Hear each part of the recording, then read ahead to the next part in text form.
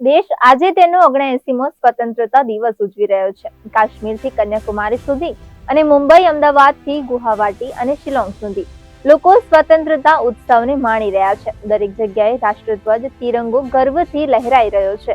દિલ્હીના ઐતિહાસિક લાલ કિલ્લા પર વડાપ્રધાન નરેન્દ્ર મોદીએ તિરંગો ફરકાવ્યો હતો. પીએમ મોદીએ ઓપરેશન સિંદૂરનો ઉલ્લેખ કરીને દુનિયાને સીધો સંદેશ આપ્યો હતો. પીએમ મોદીએ કહ્યું કે આજે મને લાલ કિલ્લા પરથી ઓપરેશન સિંદૂરના બહાદુર સૈનિકોને સલામ કરવાનો મોકો મળ્યો છે.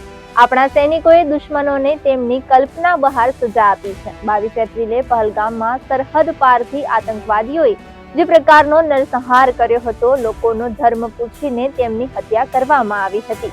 આખું ભારત ગુસ્સાથી ભરાઈ ગયું હતું. આ હત્યાકાંડથી આખી દુનિયા ચોંકી ગઈ હતી. ઓપરેશન સિંદૂર એ ગુસ્સાની અભિવ્યક્તિ છે. અમે સેનાને છૂટ આપી હતી. અમારી સેનાએ એવું કંઈક કર્યું છે જે ઘણા દાયકાઓ સુધી ભૂલી શકાય નહીં.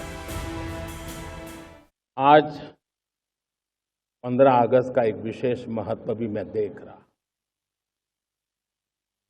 मुझे बहुत गर्व हो रहा है। आज मुझे लाल किले की प्राचीर से ऑपरेशन सिंदूर के वीर जाबाजों को सैल्यूट करने का अवसर मिला है।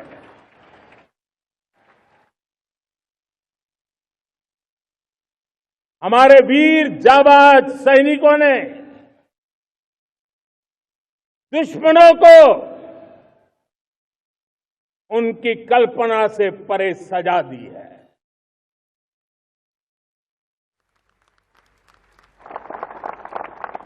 और इस अपील को पहलगाम में सीमा पार से आतंकियों ने आकर के जिस प्रकार का कत्ले आम किया, धर्म पूछ पूछ करके लोगों को मारा गया। पत्नी के सामने पति को गोलियां दी, बच्चों के सामने अपने पिता को मौत के घाट उतार दिया गया। पूरा हिंदुस्तान आक्रोश से भरा हुआ था। पूरा विश्व भी इस प्रकार से संहार से चौंक गया था। मेरे प्यारे देशवासियों, ऑपरेशन सिंदूर उसी आक्रोश की अभिव्यक्ति है।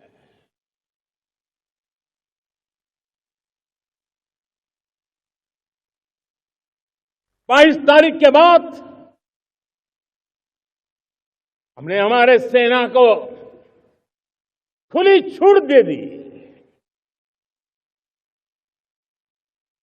रणनीति वो तय करे, लक्ष्य वो तय करे, समय भी वो चुने। और हमारी सेना ने वो करके दिखाया जो कई दशकों तक कभी हुआ नहीं था। सैकड़ों किलोमीटर दुश्मन की धरती पर घुस करके आतंकी हेडक्वार्टर्स को मिट्टी में मिला दिया, आतंकी इमारतों को खंडहर बना दिया।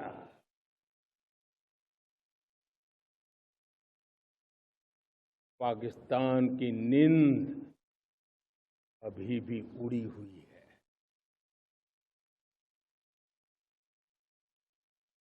पाकिस्तान में हुई तबाही इतनी बड़ी है कि रोज नए नए खुलासे हो रहे हैं, नई नई जानकारियां आ रही।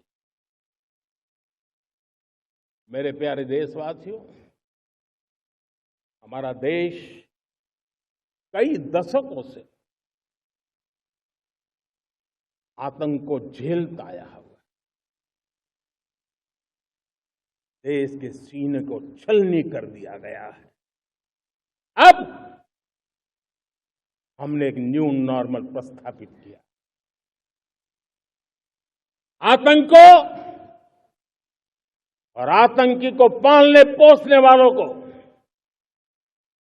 आतंकियों को ताकत देने वालों को अब हम अलग अलग नहीं मानेंगे।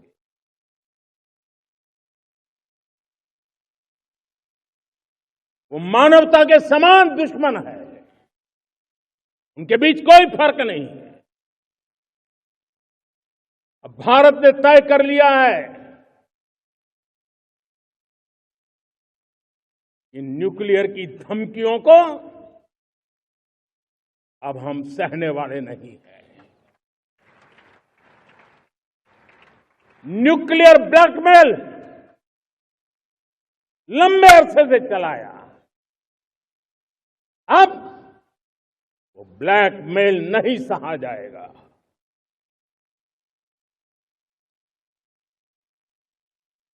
आगे भी अगर दुश्मनों ने ये कोशिश जारी रखी, हमारी सेना तय करेगी, सेना की शर्तों पर, सेना जो समय निर्धारित करे उस समय पर, सेना जो तौर तरीके तय करे उस तौर तरीके से, सेना जो लक्ष्य तय करे उस लक्ष्य को अब हम अमल में ला करके रहने वाले हैं। हम मुंह तोड़ जवाब देंगे।